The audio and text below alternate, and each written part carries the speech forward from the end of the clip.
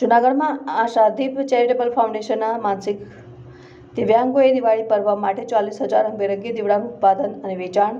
જૂનાગઢના આઝાદ ચોકમાં રેડક્રોસ ખાતે છેલ્લા 21 વર્ષથી માનસિક ક્ષતિગ્રસ્ત અને મનોરોગીઓને નિષ્ણાતો દ્વારા વિનામૂલ્યે સામાજિક, માનસિક અને વ્યવસાયિક તાલીમ આપી સમાજમાં પુનઃ સ્થાપિત કરવાની કામગીરી કરવામાં આવે છે. અને આગામી દિવસોમાં દિવાળીનું પર્વ આવી રહ્યું છે, ત્યારે આ સંસ્થાના ભાઈઓ અને બહેનો કે જે મનોરોગીઓ અને માનસિક રીતે ક્ષતિગ્રસ્ત છે, તેમને ઇન્ટાસ ફાર્મા કંપની અમદાવાદ દ્વારા ડોક્ટર બકુલ બુચના સાથ અને સહકારથી કુલ 32,000 જેટલા દીવડા બનાવવાનો ઓર્ડર મળતા અહીં દિવ્યાંગો હોંશે હોંશે દીવડા બનાવવામાં વ્યસ્ત થયા છે. કોઈ કલર કરે તો કોઈ જરી ભરે અને મીણ ભરે તો કોઈ વાટ ભરે. આ તમામ દીવડાઓ ગુજરાતના તમામ ડોક્ટરોને ભેટ આપવામાં આવશે.